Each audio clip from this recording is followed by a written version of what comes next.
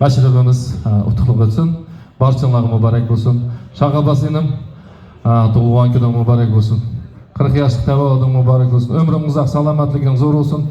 Bunun da egiz çoğulaq görünüvegin bizning kelajak sporcularımızı terbiyelep ösürüvegin. Allah kalsa özüne o'xshash chempionlar chiqilaversin. Barchalarga Allah harqacha yar olsun. Marhamat. Sizlar uchun naqshlarimiz.